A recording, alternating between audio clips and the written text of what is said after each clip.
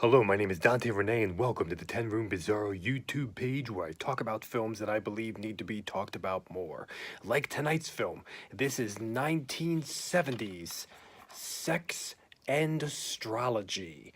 1970s Sex and Astrology, put out by Vinegar Syndrome right here. And this particular film, it says from the producers of He and She and Man and Wife. And it says a bizarre festival of sex. See your sex habits revealed and find out what turns her on. Sex and Astrology will keep your head in the stars. Look at this beautiful artwork on the front here with a great font for the title. And this is directed by Matt Simber. Matt Simber, something like that. Now, the interesting thing, well, there are a lot of interesting things about sex and astrology, let me tell you right now. Never seen anything like this before.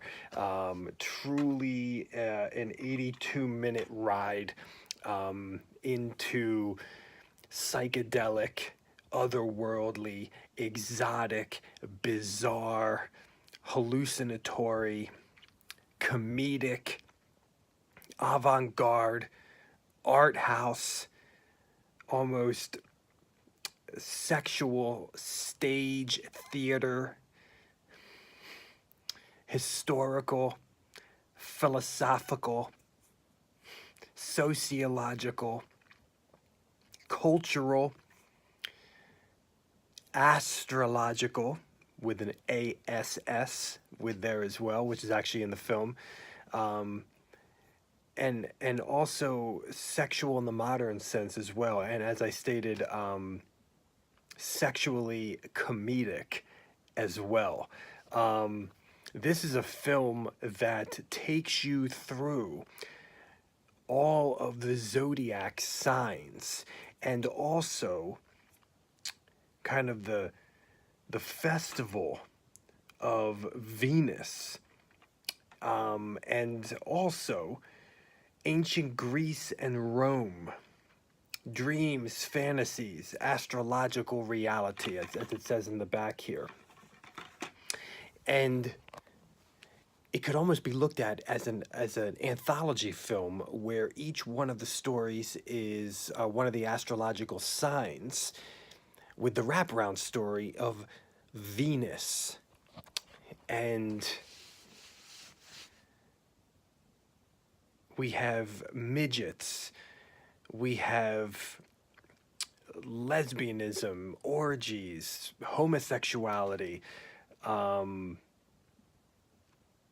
masturbation. It's all in here. Now, the interesting thing is that this film flirts with kind of the worlds of, if you were to rate it today, like NC-17 to X, it kind of exists in its own world. I mean, there's no ejaculation or kind of real explicit scenes of penetration, but you have real oral sex in here, and some scenes where it really seems like they're having sex, except you're not seeing it explicitly, but full nudity across the board, and you're even getting oral man on man as well in one particular scene also. So you're getting a lot of diversity and variety, especially artistically.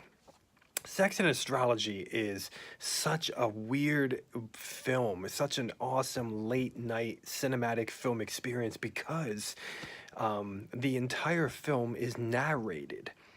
The entire film is narrated, and except for like one section where these two hermaphrodites slash transvestites are talking, except their mouths aren't really moving. And the narration takes you through the entire film and all of the different astrological signs, giving both serious wisdom and sexual insight and astrological insight, but then also diverting in a sucker punch type of way into comedy and double entendres and great sexual humor as well. And so it becomes a voice of kind of the stars, the astrological signs, and also a voice of modern sexuality as well. Each one of the representations of astrological signs in this film are represented in different neon colored schemes. These sets, these wild makeup on the face and body makeup and wild outfits and costumes, all different ages of people, all different sizes of people in this film, all different body types, all different sexual types, all different sexual fetishes of sorts as well in this film. And we're representing each astrological sign with these new kind of stage theater environments that are all being done in front of Venus and her two midgets and these two kind of black guards and wild crew of people who are 69ing and laughing and sucking each other's breasts and there's lots of different types of breasts in this film as well. Even some mommy issues in this movie as well. There is a ton of sexual diversity in this film, if you haven't already guessed that. And it's expressed through the signs. I found myself kind of in this warp, in this wild, weird world of total nudity on all fronts. The first, also getting like kind of astrological wisdom possibly as well, some philosophy, but then also this bizarre stock footage kind of thrown in here at different times and comedically weird sound effects at times when somebody grabs a woman's breasts and you hear a cow mooing. The first time I've ever seen an all nude male snake dance and then treating a woman as a snake as well. It's wall-to-wall music in this film, as you can imagine, since it's only really being narrated without, dialogue really at all. And the music is all over. I mean, we have almost Renaissance-type music, like historical-type orchestration and violins and strings, but then we also have real strong 60s, 70s type vibes in here, psychedelic, just avant-garde and atmospheric and groovy and 70s groovy, possibly 70s jazzy.